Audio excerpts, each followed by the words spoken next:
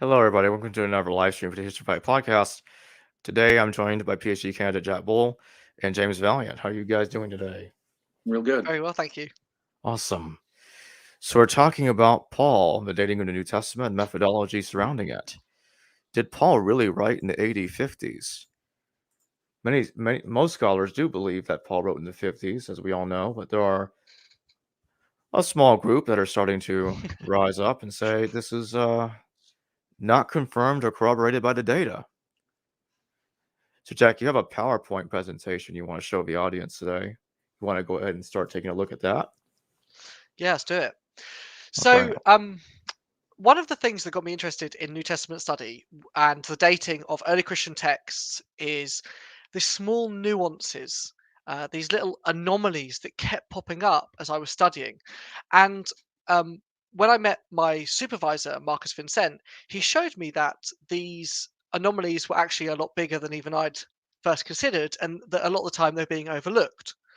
And so one of the solutions that him and I decided upon, or him way before me, was that we needed new methodologies. We needed new ways of looking at these texts, new ways of understanding them. And he created retrospection, which is brilliant. He wrote his 2019 book on it, and it was fantastic. But along my journey, I also developed a slightly different methodology, and it's that which I want to present to you today, and then maybe have a little discussion and get some feedback on it too. So the new methodology I've developed basically seeks to look at a single subject in early Christian history, whether that be the Eucharist, Christology, the treatment of the Old Testament, or in this case, the threefold hierarchy of the church, specifically for this PowerPoint, deacons. And so I started looking at deacons bit by bit to see where they came from and their evolution. And my initial thought would be, back when I believed the traditional dating of New Testament texts, that there'd be a nice clean line from the development of deacons, somewhere maybe in Paul, all the way to the complete flourishing of deacons like we have in the current church 2000 years later. But boy, was I wrong. Yeah, I mean, boy, could I not have been more wrong? And so I just want to take you through that. Let's go on a journey together. This is the traditional dating of the New Testament, or at least most of it. And it's something that we are very familiar with and hopefully won't have to repeat too much.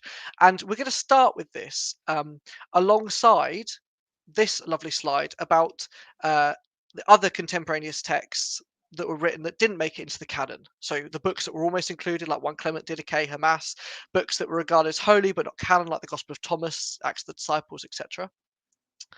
Um, and one of the things that I immediately want to break away from as we begin this journey together is a New Testament period and an early Christian period. Now, I know that a lot of your viewers, Jacob, will be very familiar with this, but it's still important to reiterate that this is by far the largest consensus in scholarship, that there's this New Testament period and then another period and then what we have today. We want to merge those two together and stop thinking them as so binary. As you can see, even from this conservative graph, they do overlap a lot. So where did deacons start? Well, on this page, I've got everywhere where we find deacons in some of the earliest Christian texts and in the canon. Now you can see that most Christian texts do not have deacons, except for the odd couple in Philippians and 1 Timothy, which should already raise alarm bells for those who know their Pauline texts. Philippians, because some suggest it's a composite text, people have known for a long time there's something really funky going on with it. And 1 Timothy to strike our attention because we know already, and I mean, even the most conservative scholars now accept that 1 Timothy's probably not by Paul. So they're the only two we have. And then we get this little burst of deacons mentioned in 1 Clement the Didache and the Shepherd of Hermas. And then a little later, in Ignatius of Antioch, it comes in floods in the 7-letter collection, in Polycarp, Justin Martyr, Irenaeus. And then notice in the 3-letter collection, which is traditionally dated after all of these texts, is not present again. Now, some of you might have said, well, actually, Jack, this table here does actually look like there is a progressive development. Paul mentions them once, Pseudo Paul mentions them once, and then early Christianity starts to take it on and make it more popular. But the problem was, when I looked closely at what these things were saying about deacons, the clear evolution, I don't think, was present. Let me show you what I mean by that. So I've put these texts in what I believe, and I admit there is some subjective nature to this, but the order in which I believe these texts show a progression. Now you'll see that the earliest text I've put here as of how they show the diaconate is the Didache. Right? That means that I date it before Philippians, just basically using this model. It dates before Philippians and before 1 Timothy, and it's perhaps one of the earliest Christian texts, the earliest Christian text, along with the Shepherd of Hermas, to mention the diaconate. So let's look at what it says. Appoint therefore for yourselves bishops and deacons, notice not presbyters, worthy of the Lord, men meek and not lovers for money, and truthful and proved. For they also render to you the service of prophets and teachers. That's really important. Therefore, do not despise them, for they are your honourable, together with the prophets and teachers. Now, the reason why I put the Didache first in this list is because the Didache seems to know a more ancient order or grouping of church ministers, prophets and teachers. These prophets and teachers are only really mentioned again in one other early Christian text, that's the Shepherd of Hermas. But notice it doesn't know prophets, it only knows teachers. So it says in the Shepherd of Hermas, hear now concerning the stones that go to the building, the stones that are squared and white, and that fit together in their joints. These are the apostles. Maybe they're still alive, some of them, or maybe they were in the living memory of the people who wrote these things. Bishops, teachers, and deacons. Now, notice deacons is mentioned last, but the deacons are the ones who walked after the holiness of God and exercised their bishop of office as their office of bishop, teacher, and deacon in purity. And then later on, it says that there are deacons who are not exercising their ministry very well. So the reason why I put these two so early is because if these texts hold the role of prophet, teacher in such high esteem, clearly by the time we get to later texts, my assumption is they've phased out, right? Because nobody mentions them. So where have they gone?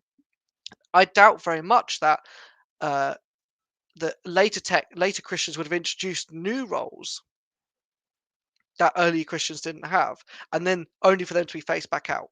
So it seems like to me that these two stand as our starting point for seeing where the deacons are. Now, we don't know much about what the deacons do, except for the fact that they exercised their office poorly and plundered the livelihood of widows and orphans, and made gain of themselves for the work which they had received to perform. For those of you with sharp memories, you'll think back to Acts, where they elect 7 to minister to the poor and to widows. And we'll come back to Acts in a bit.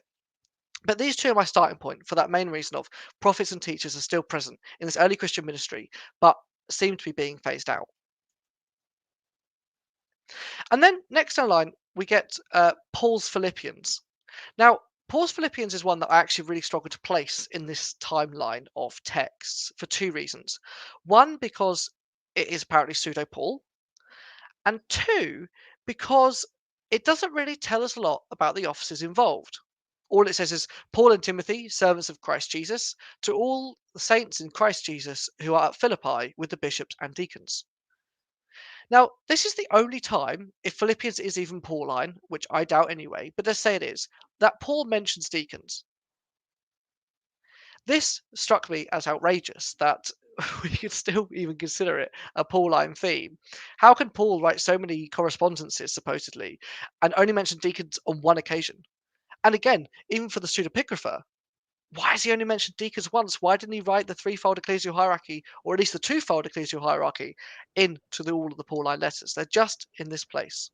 Wow. But I figured that one of the reasons why this is early, James and also Jacob, please feel free to butt in at any time. Yeah, I got a question. Yeah. So I found that your comparison between Philippians and Didache to be just absolutely fascinating. It never occurred to me before that the Didache's language about deacons is more primitive than Philippians. That Well, is, I mean, do you- go on. I was just gonna finish by asking you, Do you think the Didache was written in stages? I've had a scholar on my channel before, Dr. Alan Guru. He thinks that the Didache was written in stages. Do you think it was written in stages? Yeah, no doubt, no doubt. Okay.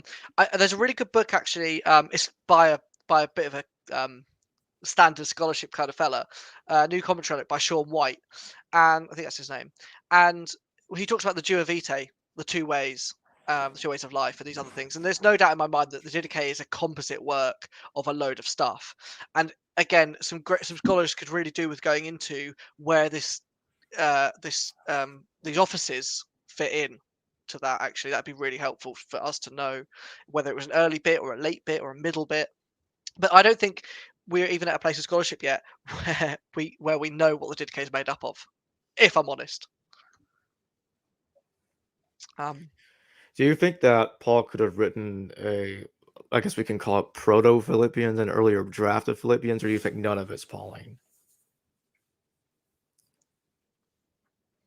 so, as you know, I find that a difficult question anyway, because I wonder greatly about the Marcionite Pauline epistles Right. and where they fit into the equation. I think that whatever happened to Philippians, it went through several stages. Hmm. And went through several, like the Didache, so composites. I think I talked last time, or maybe I didn't. Might be talking to you in person about how there's always these like stages of text, and this sort of meshing of texts together, right? So someone writes a text and they add a bit in, and they receive another text and they write a bit in, but then this one's over there, and then that comes to, right. There's always this constant interweaving, and I think that happens with the Didache, and it may have happened with Philippians too. But again, we need more work done on that. I think, Mhm. especially with the Marcionite, to see if it's also got this staged pattern of formation. My assumption would be, let me put out a hunch there for 100 years' time, and scholars to judge me. My hunch is it's going to say yes, it is composite, but I leave that with your humble viewers. When do you think that the Didache that Philippians is familiar with, when do you think that text was written, that stage of it? Well, it's not even necessarily the case that Philippians knew the Didache. That's not necessarily Okay. true. I mean, it could be true. Um, Okay. they're certainly aware of the same tradition, but again, whoever wrote Philippians, whoever's writing to this church, has forgotten that teachers and prophets exist, and so that's important. I think that office has gone, and we know that it's been subsumed into the diaconate. Well, whatever they did was just taken in by, pardon me, by our friends the deacons. Um, yeah. James, did you wanna ask something, or do you wanna just let him continue with the presentation? I'm thoroughly fascinated with the presentation. I mean, I'm anxious for Jack to continue. Thank you. Um, Great. So we get Philippians and we get that little short burst, right? We don't know much. It's very hard to place, and one could argue for Philippians of all things, it could be all over the place.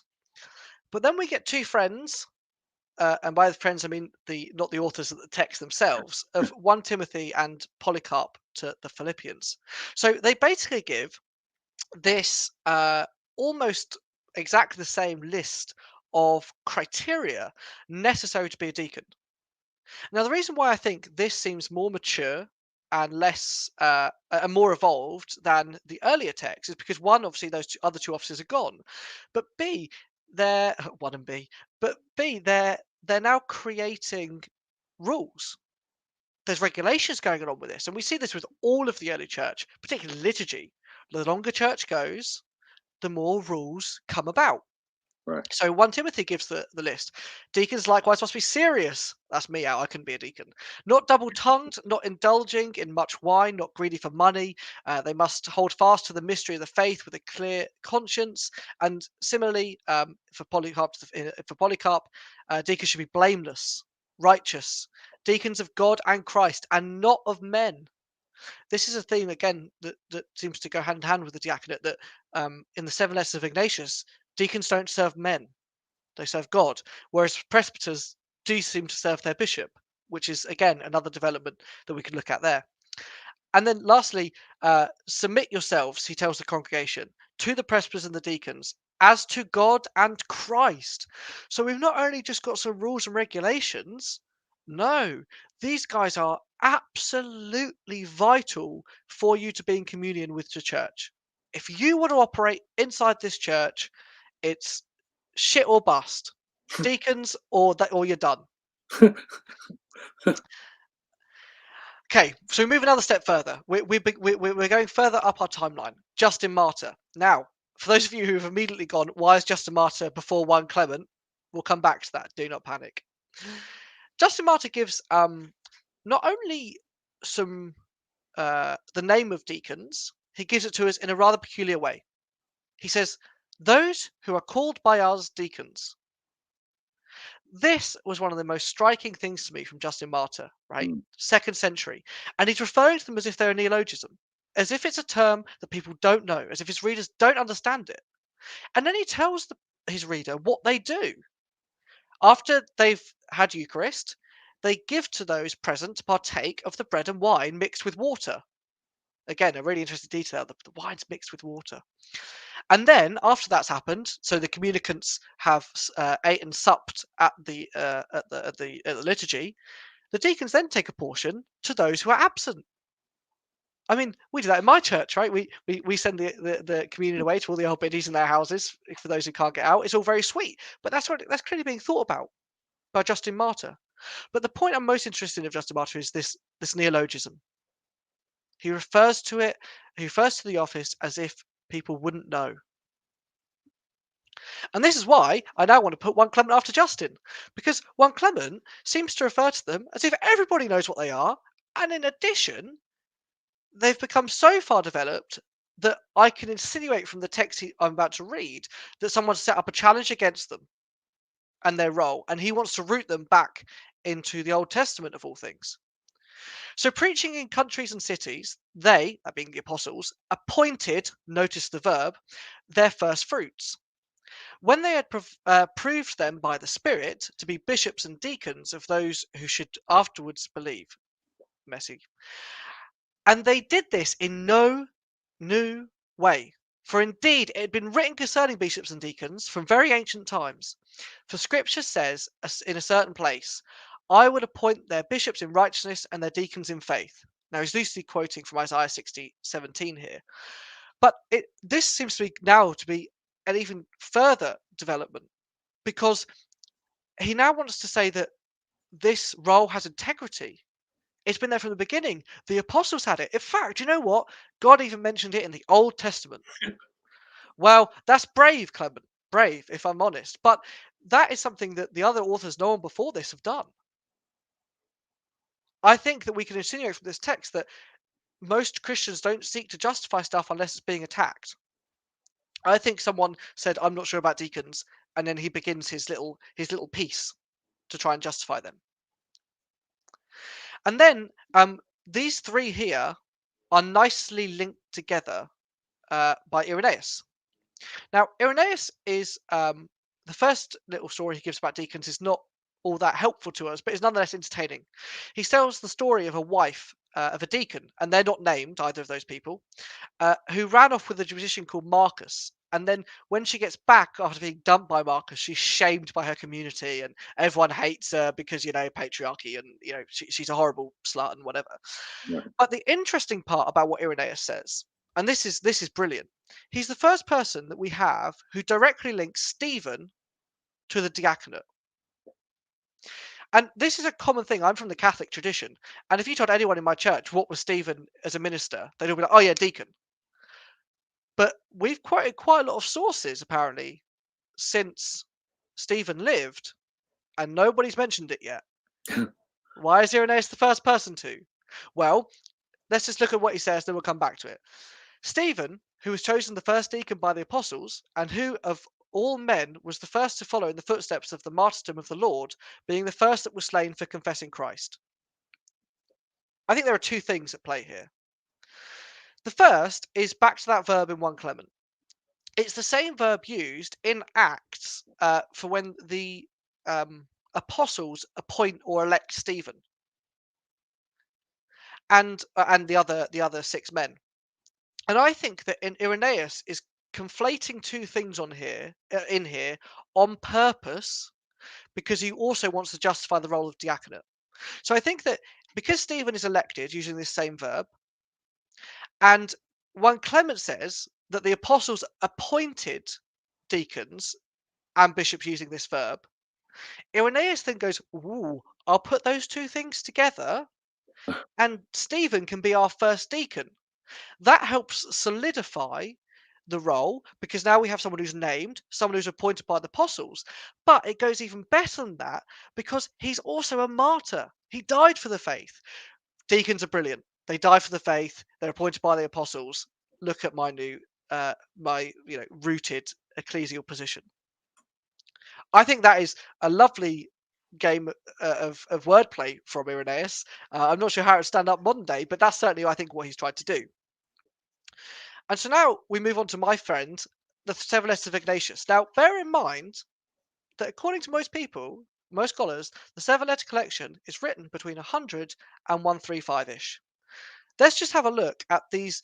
I won't read them all, but these 3 pages of quotes about deacons in Ignatius compared to only the 2 pages that we've had before. This is Wow. not the only page. Firstly, the one I want to quote though is the one in red. Follow the bishop, even as Jesus Christ does the Father. My goodness, what a role. And the deacons, as you would the apostles, still important, but reverence the deacons as they are an institution of God. I mean, that's a pretty high appraisal of what they do. Right. And we get these again and again and again. I have a second page, and he even names some other presbyters. In fact, Ignatius also calls them my fellow presbyters. Sorry, my fellow deacons, implying that he's a deacon too, but he's not. He's a bishop. And then another page. And what's interesting about this last one is what Alan Brent points out in his book, Ignatius of Antioch and the Second Sophistic, where he talks about the bishop who presides in the place of God and the presbyters in the place of the assembly of the apostles, along with the deacons who are most dear to me and are entrusted with the ministry of Jesus Christ. There is in the Seven Letters of Ignatius this this procession. The Second Sophistic is what Alan Brent links it back to, the emperor's cult, the imperial cult, and all of these sorts of high, lofty ideas. These are extremely well developed and very complex. But apparently, according to traditional dating, these ones are very early. That's his book, in case anyone's interested. And so, in conclusion, then, if we then go and look at these letters in the order of which they mention deacons, this is the order we end up with roughly. The Catholic epistles, Barnabas to Clement, the 3-letter collection of Ignatius, Didache, Hermas, Philippians, Polycarp to the Philippians, Justin, Clement, Irenaeus, Ignatius 7 letters. Now, let me be clear. I'm not saying that this is this is the order. For those of you who've seen me on the channel before, I do not think the Catholic epistles are that early. But Right. what I'm saying is, this is a problem. And at least those who date a traditional dating of the New Testament have to answer it as to where the hell these guys have such complex and differing views of the diaconate, swinging and swaying from one side to the other.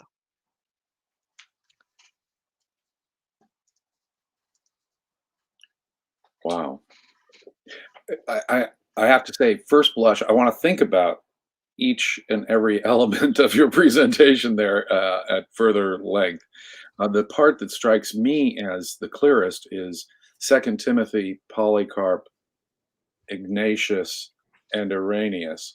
It seems to me there is a development of the idea a substantive development of the idea that's hard to miss in Timothy, and definitely Polycarp. And then Ignatius seems to be the most advanced of all. And how any of that material can be given an early date, just first blush from what you just said, seems difficult for me to swallow. However early this concept goes back. They're clearly developing it. They're giving it requirements, qualifications, and it's clearly being, developed as time goes on. I'm not quite sure what to make of the Justin Martyr part. Could it be a matter of his audience? It could be. I mean, absolutely, it could be. It could be. It could just be new to those he's writing to. But then we ask the question: well, if where are the diaconate springing up, Right. right? And then we have to. So my preference is always go for easy answers, right? That's not because I'm lazy. That's because usually Occam's razor, right? And I like Occam's razor. It's my favorite. Um, and so when we have to start building, and this is where New Testament scholarship's got to, we start building these things on sand. So I then say, oh well, it could be just to his specific audience, but then clearly they have them somewhere else. So where's that somewhere else? And are they being used the same way there as here? And because we only have one account of what they do, as in practically in the liturgy, and that's in Justin. The seven letters of Ignatius, they're clearly involved in liturgy, but maybe not in the same way because there's this now imperial cult, mystical element going on, bit of Greek stuff. And then in the earliest texts, they're not doing any liturgical work. They're basically the frontline charity workers. So which one is it, Justin? I mean, who's doing what and why? And it seems to me that liturgical office would come, and this is again conjecture, but liturgical office should come after practical one because the practical one seems to be the one where no one has that much responsibility in liturgy. Now I could be wrong about that, and I'm open to options there.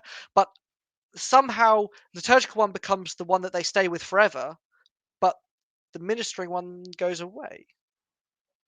So that was again why it strikes me as earlier, not later. That's fascinating. That's fascinating. But from from the surface, from the 10,000-meter elevation looking down, it's absurd to think that Ignatius could be writing all of that at an extremely early stage. Just frankly, obviously, I mean, I'm not quite sure what to make, frankly, of First Clement yet, or even Philippians. Mm. Philippians, I've long believed, I think I'm not alone in this, seems to be a compression of letters, and stuff has been squeezed together and left out, and I'm not sure at what stages that happened or stuff was added and into. So you're right, Philippians is a funky thing that deserves its own sort of study. I think First Clement maybe is like that too, a funky thing that deserves Oh its yeah. own sort of study. But on the surface of it, Timothy, Polycarp, obviously they're developing an idea, this idea beyond what the earlier literature, Mm. the significance of it, the nature of it, they are adding to this. And it seems to me Ignatius is actually at the most advanced end of that spectrum. Yeah, absolutely. I mean, whatever happens, Ignatius ends up being in the bin, right? Like he's gone. He's absolutely gone, right? But in terms of one Clement, I look, what one Clement needs is the treatment that Marcus is giving to Marcion and I'm giving to Ignatius. That's what it needs. It needs one of those stylistic, linguistic analysis to properly work out what's of the same hand and what isn't, and that would take a very long time. But I still think that, and same with the Didache actually. That's why I'm still hesitant to say, well, it dates the Didache this way. Um, but the point about the Clement one, I think, is interesting though, because I do see in it a slight not bearing a corner per se, but at least a guy trying to defend something. His desire to root it in the apostles, and then to say, actually, no, no, no, the Old Testament is before. It's basically before time began. That's Um, the really I interesting part there. He's and that trying to ground it yeah, in go on. idea. Mm. And Fascinating. and it must have existed therefore, and And then there been must have been some challenged. kind of criticism and pushback on at least deacons or a deacon or something, and he feels the need to really ground it in Hebrew scripture. Yeah. Which again is an interesting concept because why are we rooting it in Hebrew scriptures? Because I don't think the early church is that much in love with the They're growing scriptures. less and less in love with it. And we're Yeah, right. not straying in love with it. So No. So again, that's again, if Clement is 90s, that's a rogue move, I think, on his part to say, actually, of all the vindication I can give to this office, I choose Judaism. that's fascinating. That's Um, fascinating. yeah, I think it's brave.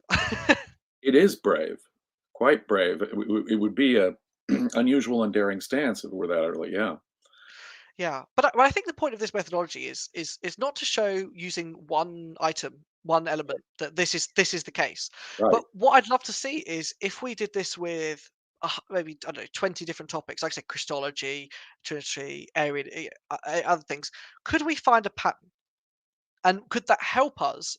Because one thing that can't be true, just looking at this, surely, is the traditional dating of the New Testament of all these texts, the New Testament and the early Christian. That's one thing that I think surely can't be much true. is at least true. To put all the Pauline material in the 50s is absurd. Is become growing more and more in my mind an absurd idea. I have to say.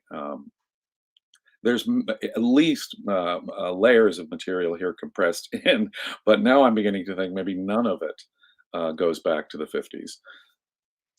I mean, I'd happily agree with you on that front. I think I think there's two problems. So I gave a paper at BNTS conference, and I gave it on this channel as well about the reception of Paul and Ignatius in the three letters, of which there is nil point. I then looked at other some other sort of early church fathers and see how they received him, and it's always a bit messy. And when you delve slightly into the the comparisons that these conservative scholars are trying to draw up, they're nonsense. But we take them. I give you one example. If you didn't see, you probably didn't see the video I did with Jacob. But he gives an example about the cross is a scandal, right? Now Paul says it's a scandal to the Jews and it's folly to the Gentiles. Fine. But You know, Ignatius says it's just a scandal to the unbelievers. And they say that this is the conservative scholarship. Well, this is clearly a literary dependency. Well, hold on, because yeah, hold the phone there, my yeah, friend. I mean, Right. Ignatius in the three collection never mentions the Jews. He doesn't know who they are. Well, I say if you only read that letter, you'd never know he knew what a Jew, Judaism, the Old Testament, nothing. So, if you're telling me that he looked at Paul and then said, "Oh, actually, I'm going to just change it. I'm going to get rid of the Jews. Forget it." That's it. I mean, that's outrageous. You're left with three options: either he knew Paul and ignored him, he didn't have Paul, or Paul wasn't written. And of That the three, at least wasn't written yet, maybe a yeah, possibility we need to explore. Or, right, which is strange too, because one thing you have done is thoroughly shattered the antiquity of the alleged antiquity of Ignatius. In my mind, and so if that's the case, then that bit from Paul could be quite late indeed. well, so this is the other thing I then went on to argue with Jacob last time, and I don't want to repeat myself too much, but actually sometimes Paul looks like he's embellishing Ignatian thoughts, not the other way around. And that to me was then, oh, whoops. So I'm currently now going through the Marcionite reconstructions as I have them by Badoon and by Marx's sort of proofs, and seeing whether Marcion's one shows an earlier or not at all relationship with Ignatius. So far, it's been a mixed bag, so the jury's still out. But That's whatever happens, Paul's reception by early Christians is not as convincing as scholarship has tried to lead us to think. And the problem is, and I've noticed this, is often with people's Greek. Yeah, the English translations are embezzled and they're fuzzy, weaponized ambiguity is what I'd call it. I think. We have a super chat question from Benjamin Love. Thank you for your super chat. Most traditional history puts Paul's birth in the mid first decade CE and death mid 60 CE. Do you have a book or online citation that contradict this? Before you answer, Jack, I got a couple of things I'll say about that. Number one, the first time we're told about Paul's birth was by Jerome, and he puts in 4 BCE. That's, to my knowledge, that's the earliest Christian to give a birth year for Paul. And two, the earliest text that talks about Paul's death under Nero also claims he rose from the dead, was written around 200 by Lucius Charinus, and yeah, it's that like guy fabricated so many yeah, pseudo actas. right. If I remember correctly, the church fathers say that he was arrested because he kept faking so many pseudo actas, creating so much fabrications. The church couldn't keep up. Like, oh no, just arrest this guy. So that's not evidence at all. That's all nonsense. It All is fascinating that the first document, the Christian document to locate Paul's death in the time of Nero, also gives him this post-death sort of shimmering Obi-Wan Kenobi appearance. and yeah, I agree with that. But And already in a heavenly mythologized form. When we also, where does let's think about this real quick. Where does Jerome get the idea that Paul was born in 4 BCE? By looking at the Gospel of Matthew, because that's when Matthew's nativity story seems to place Jesus' birth. So he's trying to make it look like Paul and Jesus met one another, or make it seem plausible, and they met one another. That's what he's doing. And more than that, I think we have to be open to the idea that Pauline material wasn't all composed by the same author, a single author. I think that much of the work of Professor Vincent and his students like Jack are compelling us to re-examine the different layers and stages at which even the earliest considered authentic Pauline letters may have come into existence. And we really do have to consider that in a serious way. There could be whole bits of what are considered authentic Pauline material that just weren't written by the guy we think of as the first author of Christian literature. And that's a process we've gone through before, right? With Isaiah, right? And we went through that process, and at the time it was painful, and it tore open Painful. hearts, and and now everyone says, "Oh yeah, no, one Isaiah, don't be stupid." We will get there with Paul, and James is right. All signs point to this not being by one author. Again, actually, it's also happened with Paul. I mean, take the pastorals. I mean, again, Right. apart from a fringe, most now accept, as did Marcion, I think, for what I remember, that the pastorals were not Pauline. And it comes down to basically us saying, look, let's take the scales off our eyes. Let's adjudicate the text for what they say. And most importantly, and this I think is vital, is taking each epistle as an individual letter. Any such concept of corpuses or recensions is purely in the minds of those who have chosen to give them to you like that. And this comes from a Catholic, right? So if I'm telling you, yeah, let me tell you, this is the way it is, right? The only reason we have them in these ways is because they were transmitted to us like that. And if you go back, I mean, take that for the Hebrews, like once considered Pauline by some as well, wasn't even in many early Christian canon lists, right? Again, a painful process. We deconstruct, we go about it, we get rid of it. Next job, next job. To go more specifically to the question, I actually don't have a book that mentions Paul's birth necessarily, but if you do want a book on Paul, although it's slightly conservative, I would recommend James Dunn, The Theology of the Apostle Paul. It's a hefty boyo, but it provides a great reference point to Paul. And yes, like I said, it is a bit conservative. I wouldn't agree with all things Dunn says, Right, right. It's but, quite but conservative, but it's useful. yeah, it's like if you need to know something about Paul in scholarship, it's probably in that book. Yeah. Is it right? You up to you to decide, my friend. But it's a good value for money as a starting place to Paul. So James Dunn, The Theology of Paul the Apostle.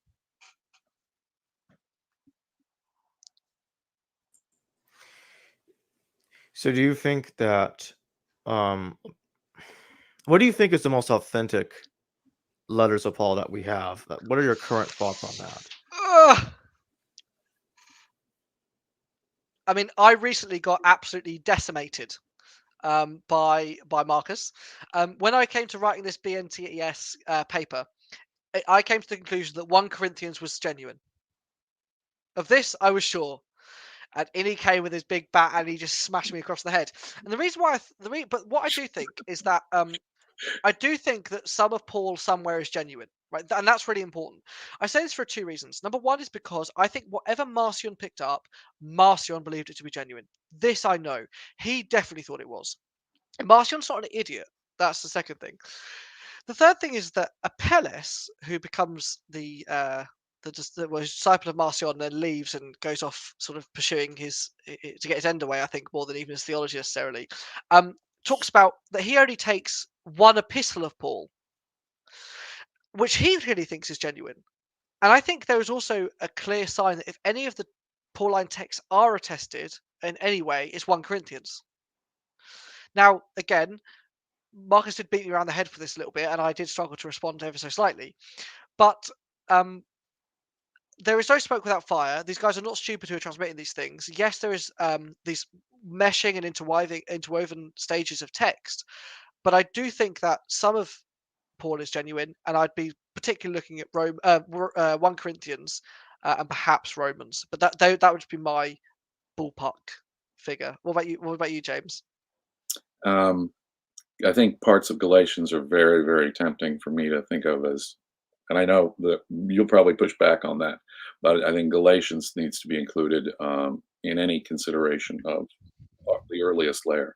There's a ferocious, fiery, angry argument, and I can't imagine later Christians really being comfortable with that. In fact, by the time of Jerome, we know as a fact Christians are very disturbed by this heated, ferocious argument in which Paul is in effect damning other Christians and the previous Christians.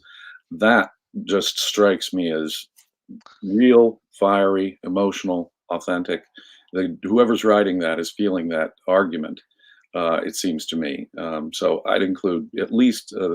I'd at least ask us to consider the early chapters of Galatians. My pushback from that comes only. Yeah, well predicted. Yeah, I was expecting it. Are you a prophet? My pushback on that comes from Marcus. I've just gosh, he sounds like my dad or something. Marcus have recently come back from. He basically is. But we just come back from Bertinoro, and we were on a super long drive from Assisi to Bologna, about 3.5 hours. I know for Americans that's nothing, but for a European that's like you cross 10 countries. Road trip. And yeah, literally. And one of the things we were talking about, and that we were both very aware of, is that this necessity to cast early Christians as opposed to each other or warring is, I think, and he thinks as well, a later idea. That the idea of you're a heretic and you're a heretic and this sort of thing is something that only, I think, picks up with Tertullian. If you look at Irenaeus, he clearly doesn't like what Marcion is saying. Right? Clearly that's the case. But I think he's trying to understand him. I don't think he's saying and all the rest. I Right. think he's trying. And I don't think that early Christians would have accepted Galatians in the same way that, I mean, for people like Tertullian and the other heresiologists, they'd have been a field day for them. Yeah, boo, bad gospels, or bad literature, or bad doctrine. But I don't think that's the way the early church sees it at all. I think that they see that there is a problem with false teachers and people they disagree with. But I never see in what I believe to be the early Christian text the anger and the ferocity with which we hate each other for being different. You sometimes get it against the Jews, but not. I say sometimes. Yeah, I say sometimes. You're right to nod your head. Not sometimes. Many of the times. Often and increasingly. Yeah. But I don't see it in the same way against early Christians. I think that they are trying to understand each other. Well, Same with Justin. Galatians is that it's the substance of the argument that impresses me. They do seem to be early, let's put it this way, theologically substantive breaks that define Christianity that are being laid out too. In other words, all of this pointing back to Torah critical material seems to be grounded in this original debate. And from what I can tell, he's insisting that it comes from his own revelation of Jesus Christ. He got it from no man. I don't care who the heck these people, these somebody are. And but this James guy is spying out our freedom in Christ. And Jesus, even Titus wasn't required to be circumcised. And after all, Kephas, I confronted that dude to his face, and because he ate with Gentiles once too. And that's seems to me a very original, foundational sort of aspect to Pauline theology as such, and to the distinction between Christianity and Judaism as such, is this orientation towards the law and the nature of the metaphysical nature of Jesus's death as such. And that seems to be so foundational to what, for lack of a better term, New Testament Christianity is as such. To the ideology that goes behind all the Gospels, to the ideology that underlies the Pauline arguments, whoever wrote them at whatever stage in the Epistles. It seems to be so foundational an idea. It's the breakaway with Torah orthodoxy at its root, it seems to me, as early as I can pin it down. And I empathize with that. But the reason why, again, I think it's maybe slightly later is because I don't think the early church is having those sort of ideological rows. To quote Harnack says about 1 Clement that his theology is narrow and shallow. And I think that's true of early Christians. I think they're narrow and shallow. I think that they are, again, this is using my dating in the New Testament, which pushes everyone else, everything difficult later. I think that they're genuinely trying to band together and survive, not necessarily persecution, but in a world where they're considered the outcast. When one's going to be persecuted, they're certainly weirdos, right? That's for sure. They're certainly odd and and they're certainly facing at least periodic trouble with the Roman government, and there Yeah. can be no doubt about that. Um, it's just that there is a let me put it this way. In my mind, it's difficult to imagine that there wouldn't be pushback from within the Jewish community about the Pauline revolution. And that pushback seems to make sense at a very early stage. I could be open to it. Like I'm genuine. I could be open to it, but it depends on. I think I would have to see uh, more evidence that the church was having this discussion more widely, and it was genuinely a problem. Well, And I think also, to bed by the time of the Gospels. You've got Jesus just frankly being Torah critical in the Gospels in such a naked way. Paul, without citing, of course, any of this material from Jesus, has to argue it and fiercely argue for each of his points on this. And so I do agree that with the general scholarly take that the gospel material sort of presupposes this Pauline revolution, at least the substance yeah, of it. And the substance of it seems to have its roots in this very moment in Galatians. I'm actually not sure about that. I genuinely am unsure because I think that the gospel material predates canonical Paul. Because canonical Paul is an invention. That's right. Um, That's another reason why I tossed it out there, Jack. yeah, I mean, so I think that canonical Paul postdates certainly the gospel material, and I think canonical Paul definitely postdates obviously the Marcionite gospel, Right. which obviously hates Torah and Right. other related Oh, items. yeah. Um, but then again, if if it's early, then why is Marcion not picked up on it as a debate that in Well, that Marcion sense? seems to assume that Paul has trashed the Torah, huh?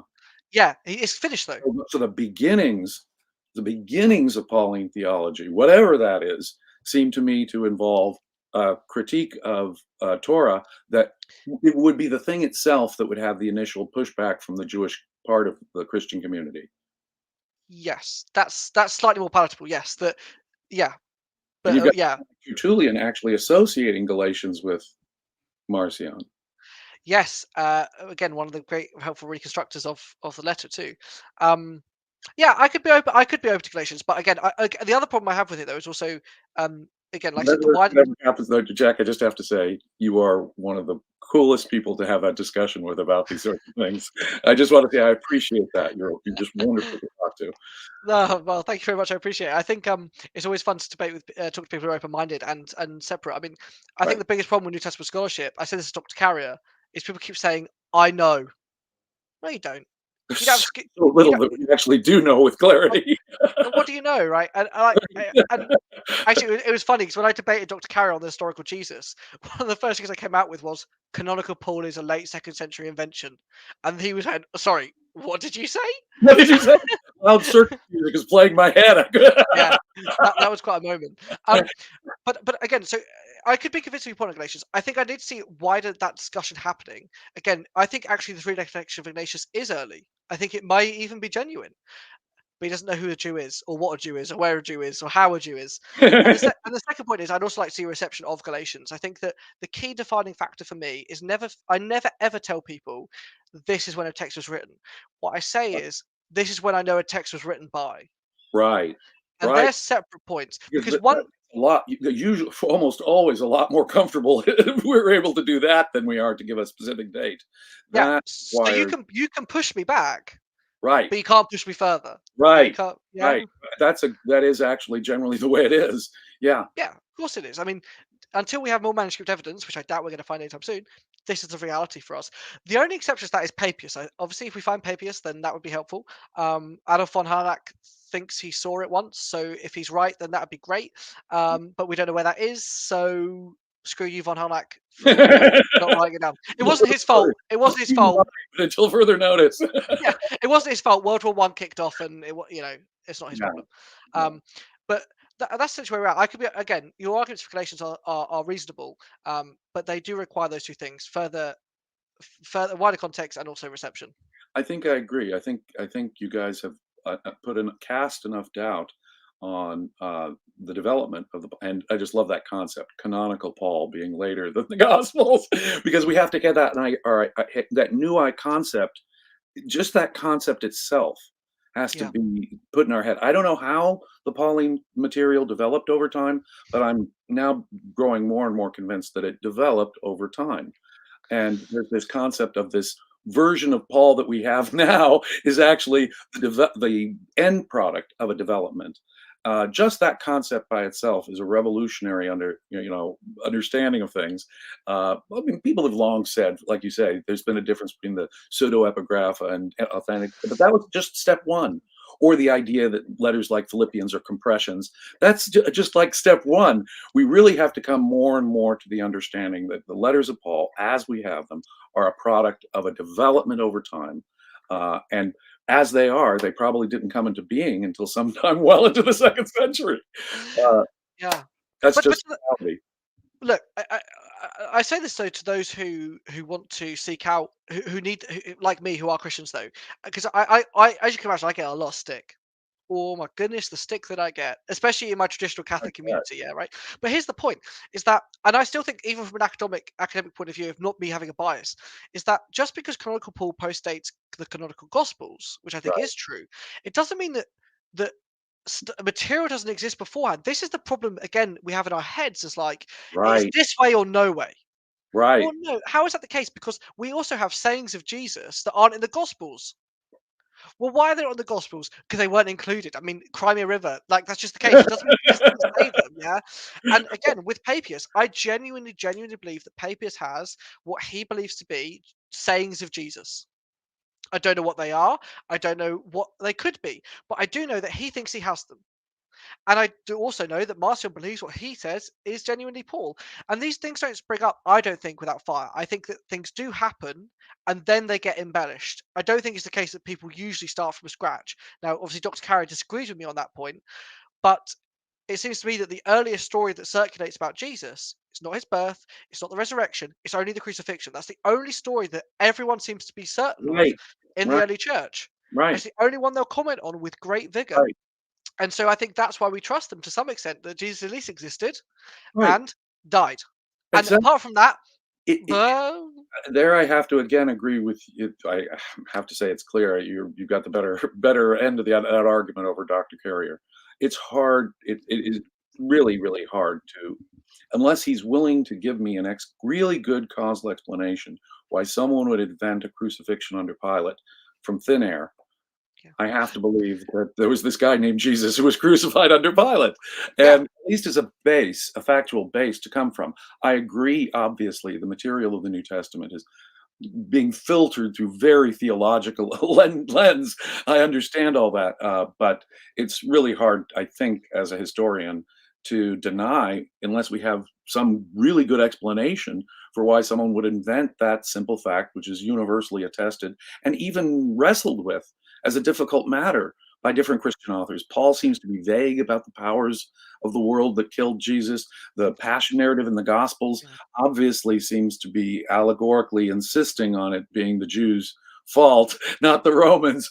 So there's an agenda, I think, in the presentation, obviously, and that colors things and makes me doubt a lot of the substance. But it's hard, I think, to deny the fact of a guy being crucified by Pilate.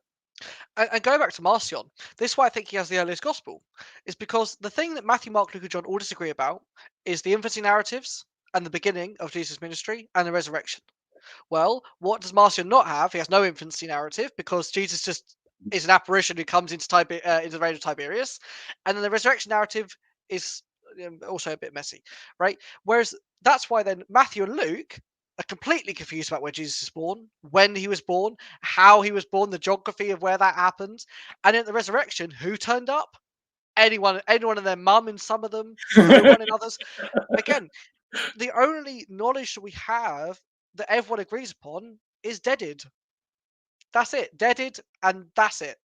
And that's why I think that we can trust Marcion more than anyone, because and then in addition to that, he also includes small details that I don't think he would want circulated. For example, the King of the Jews is still put up on the cross of Christ. I don't think that's a Marcionite thing. He wouldn't want to see that happen. He also talks about how Christ talks about bringing the sword.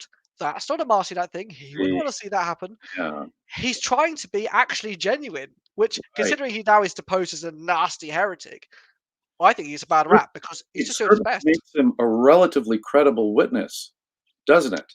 Yeah, I mean, even if one wants to say that it didn't happen, you can't say that Marcion didn't think it did. He is not being disingenuous. He is Right, trying. right, right. Um, And, I think the facts you just listed are actually among the better attested things we would know about a Jesus.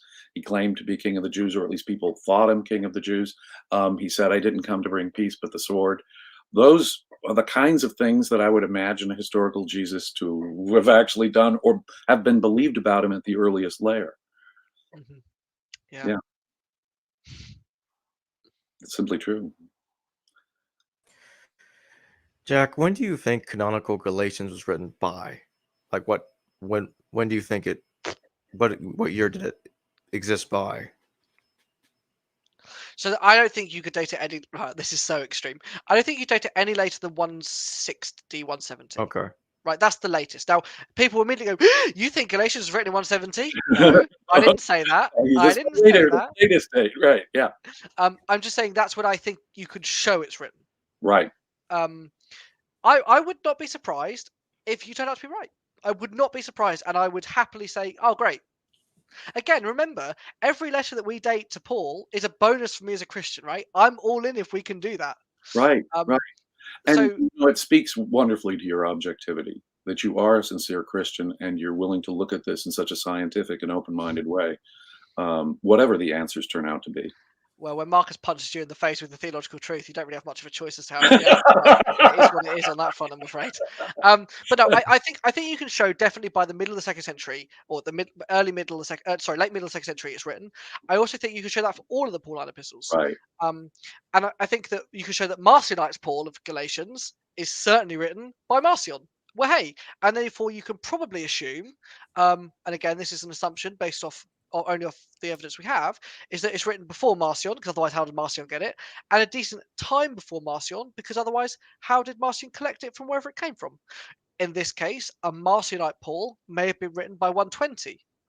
If it takes 15, 20 years to get to Marcion, this seems relatively reasonable, or for him to at least publish it in the New Testament. Um, so we could say Marcionite Paul 120, 130, 140, Canonical Paul 160, something like that.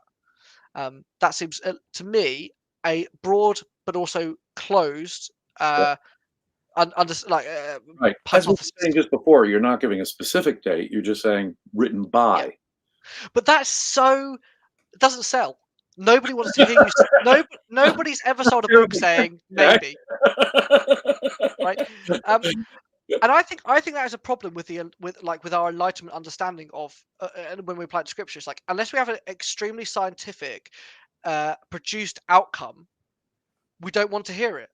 Why can't we test it in every empirical manner? Right, Why can't we just know everything? right. See, Well, it should be like physics or chemistry, right? There should be a yeah, mathematical formula that gives us an exact numeric answer. And if we don't get those precise answers, there's yeah, nothing to know, which is a false alternative. There's a lot we can sort of get closer to knowing, and sometimes that's the best we can do. But yeah. the fact that we can't give it a exact, like you say, date does not mean that we don't know when it was written at all. We can't give some terminus but written by date or something.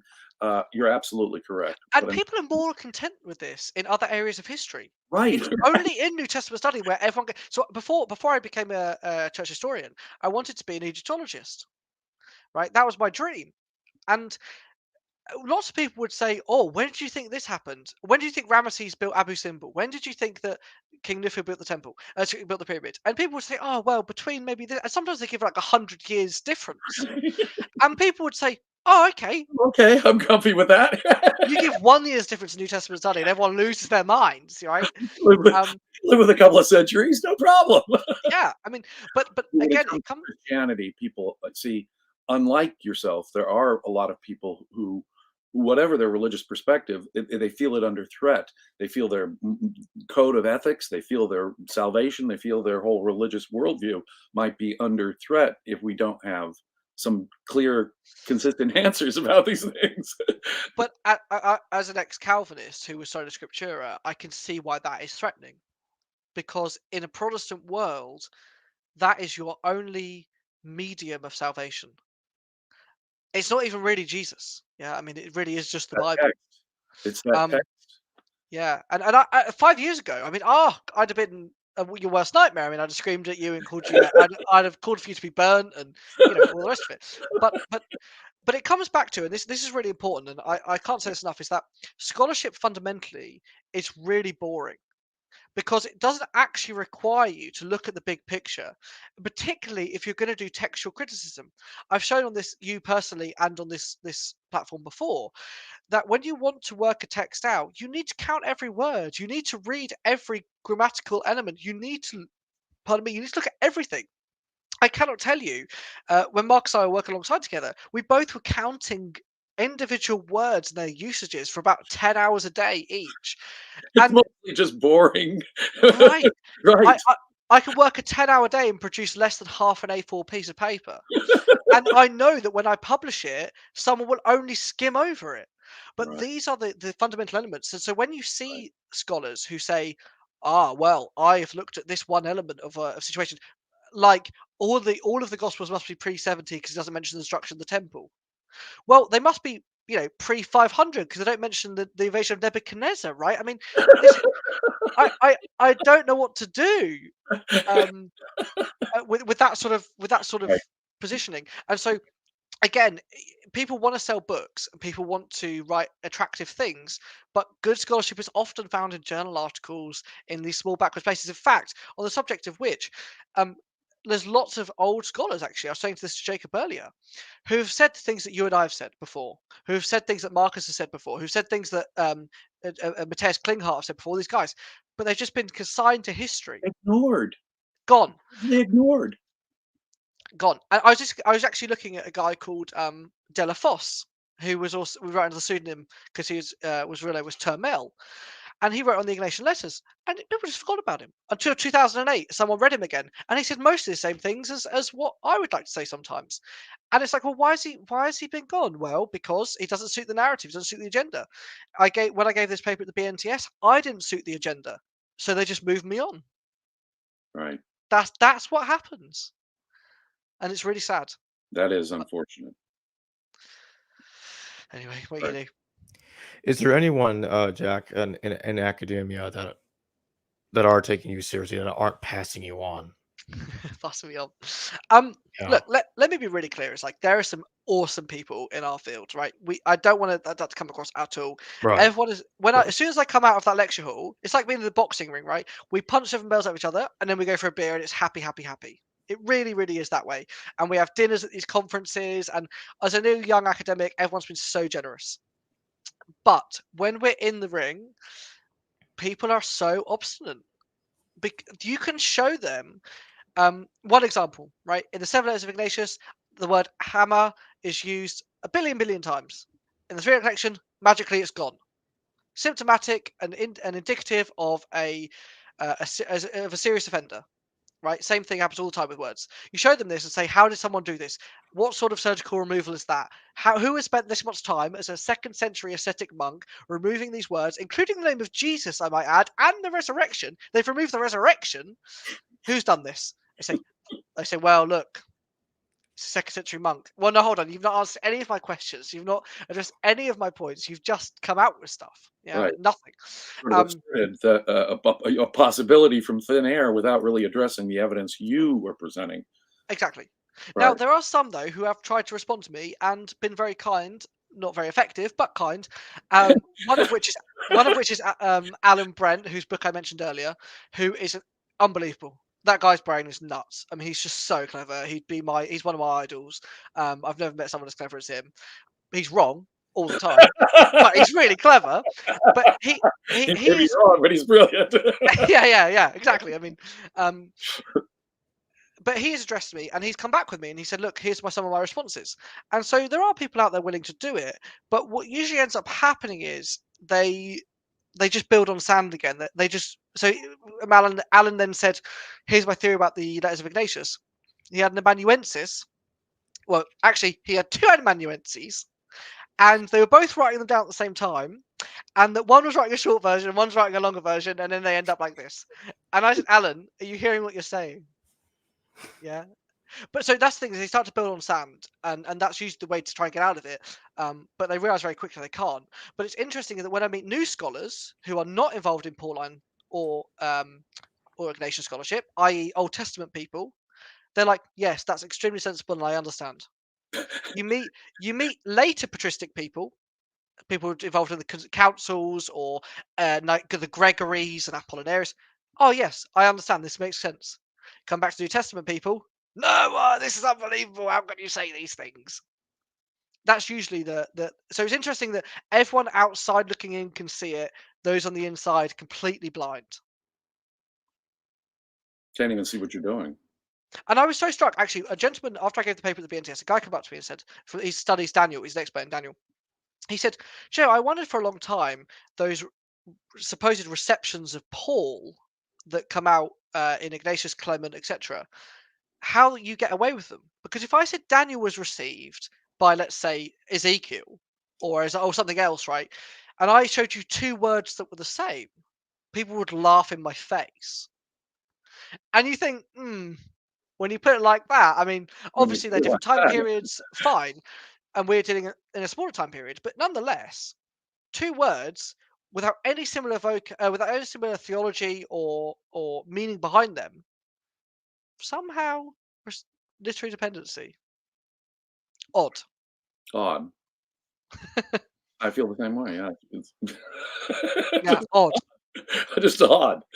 And I think Um, that it really is the nature of the subject matter, as you point out, particularly to hardcore Protestants. The text is everything, and so it becomes an emotional battle over each and every word and when it was written and by whom, and it's fraught with that. Just the nature of the subject. I think we just have to take a deep breath and realize that this whole field is just fraught with that kind of emotional but psychology. I'm not sure I mentioned this on the podcast before, but I mean, this happened to me. I mean, this straight up happened to me. And I was sitting in a lecture with Marcus, and he said Ignatius. I became a Catholic because of Ignatius' letters, and he said Ignatius didn't write those. And I was 23 or 4, and he broke my heart. I mean, I was both angry with him, and I was upset, and I went to church and I prayed for like 2 or 3 hours. I was gutted. Um, but he then said, "Let me send you the proofs of my book early, of the 2019 book." And I just went, "Oh, balls." I mean, he's just spot on. I mean, who can argue with this? Um, Unfortunately, he makes a strong case. yeah. Um, but this, yeah, like you say, I mean, it requires, and I'd like to write on this actually. It's been a hope for me recently about the integrity and authenticity of scholarship, because I think that is an area where we're lacking actually. I think it's an area where if we wish to progress further, we must move on. And actually, again, not just in the biblical, but we saw this in the scientific field, right? When the church, for a short time, was really aggressive against scientific progression. Facts mean nothing. Um, there's a great series in the UK called Downton Abbey. I don't know if you're Yeah. familiar with it. Oh, And yeah, there's a great, I love it. there's a great moment where the Dowager says, if it was a choice between principles or facts, I would choose principles every single Every time, time, right? right? To And help and that, Lady Grandpa, yeah. she'll dispense with the facts if necessary to stick with her principle. And as an Englishman, I absolutely agree that's the case. But we cannot do that as scholars. That's what we're made set apart for. We're I set think apart to do that. scientific thinking requires that we start with the facts and be governed by the facts. Um, Yeah. right. Whatever our desires, hopes. Hopes. Yeah. Right. Exactly. Yeah. I just wish that they would engage you. Because that's the whole thing. If you're surely worthy of engagement, serious Well, engagement, and in 1845 and in 1849, Curiton wrote his book on Ignatius, right? And there were two books written against him, one by Lightfoot, one by Zahn, and he was never addressed again. And let me tell you now, Lightfoot's contribution was borderline offensive towards Curiton in the way he talked about his work. But I think it's the case that for you and I, James, and you, Jacob, and many of our peers, is that we do not write for our lifetime, probably. And I'm really sorry to say that. Now, Right. once you and I publish, right, and we do these things, they can still choose not to respond, and they almost certainly will choose not to respond. But as new academics come through and they see the arguments without the tainted scales of hideous scholarship, then we might get somewhere. And I'm perfectly content knowing the fact that I'm now continuing Curator's legacy 200 years on, and hopefully in less than 200 years, creating the Christ, the international bestseller, Amazon #1, and Jack Ball's the Ignatian Recensions, again Amazon #1, and Jacob Berman's yet to be titled. These will be the ones that I use to shape the next generation. Right. And I think that's possible. I don't think that's like, oh, isn't that sweet dream and all the rest of it. I think Right. that's a reality. I think that's just, you're absolutely right. That's just the way progress happens. We have to accept the fact that the more radical the idea, the bigger the discovery, in other words, the longer it's going to take for everyone else to digest. And everyone's mind is going to come at it with their own context and in their own time and through their own process. And so you're absolutely right. We're probably people who work in the field of ideas, people who discuss these sorts of things like history. We just have to accept the fact that the effect of our work probably won't be seen in our own lifetimes. No, and we need not despair about that, because look how And far we we've need already to come in despair. 100 years. In 100 years, we've come so far. Right. Right. So- It is not a matter of despairing. It's just accepting that's the way things go down, as it were. Yeah. And that shouldn't stop us from being diligent and responsible in the work we're doing, though, because the future does depend on the. I see the 99.9% of everything I know I've learned from someone in the past who wrote something about it in the past, and so if we're responsible now, we make a better future tomorrow. It's the best way I have of putting it. Amen. I agree. Well, thank you both for joining me today. This has been a blast. We should get together again sometime. Yeah, I like that. Must. Hello, viewers. Thanks for watching this video from the History Valley YouTube channel. Please don't forget to subscribe and hit the notification bell. And if any of you wish to further support this channel, please consider checking out this channel's Patreon page and becoming a patron, and or donate through PayPal or through Super Chat during a live stream. Thank you.